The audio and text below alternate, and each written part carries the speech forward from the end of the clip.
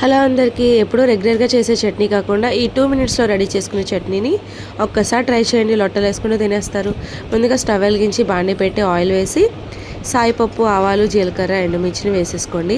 ఇదంతా మంచిగా వేగిన తర్వాత కొంచెం కరివేపాకును కూడా వేసుకోండి. చాలా సింపుల్గా చేసుకోవచ్చు. జస్ట్ 2 మినిట్స్లో అయితే రెడీ అయిపోతుంది. అలాగే 1.5 ఇంచ్ అల్లము, ఒక పచ్చిమిరకాయని సన్నగా తరిగేసుకొని ఈ పోపు అంతా వేగాక ఫైనల్గా వేసి కలిపేయండి. ఇప్పుడు నిమ్మకాయ కన్నా కొంచెం తక్కువ చింతపండుని తీసుకొని 1కి 2 సార్లు చింతపండు రసాన్ని బాండీలో వేసేసుకోండి. అంటే నేనైతే 2 సార్లు తీసానండి.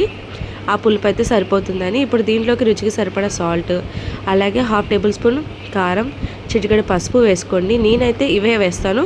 చాలామంది దీంట్లో ఒక టమాటో కూడా వేస్తారు, అలాగే ఆనియన్ కూడా వేస్తారు. నాకు అవన్నీ ఇష్టం ఉండదు కాబట్టి మేమైతే ఇలాగే చేసుకుంటాము.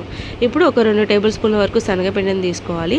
దీంట్లోకి వాటర్ పోసి ఎక్కడ ఉండలు లేకుండా నీట్గా అయితే కలిపేసుకోవాలి.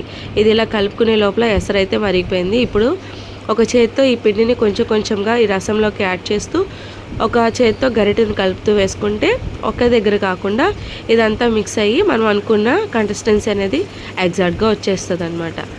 ఇలా మంచిగా కలిపెట్టేసుకుంటూ ఉండాలి. ఇలా కలుపుతూ ఒక 2-3 పొంగులు వచ్చే వరకు ఈ చట్నీని ఉడికిచ్చేసుకోవాలి.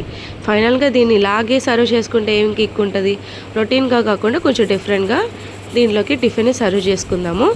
ఇదైతే ఫైనల్గా రెడీ అయిపోవడానికి సిద్ధంగా ఉంది. అంతే, అయిపోయింది. స్టవ్ ఆఫ్ చేసి పక్కన పెట్టేసుకోండి. ఇప్పుడు ఒక దోశ వేసే పాన్ తీసుకొని దాంట్లోకి ఇడ్లీస్ని ఇలా పెట్టేసుకోండి. మీకు ఎన్ని ఇడ్లీస్ కావాలో అన్నీ. దాని మీద కొంచెం నెయ్యి, అలాగే కారపొడి కూడా యాడ్ చేసుకొని మంచిగా 2 వైపులా కూడా రోస్ట్ అయ్యే విధంగా వేయించేసుకోండి. ఇలా వేయించుకుంటే తినేటప్పుడు రుచికి రుచి, అలాగే మనకు కూడా ఒక డిఫరెంట్ ఐటెం తిన్నానని కూడా అనిపిస్తుంది.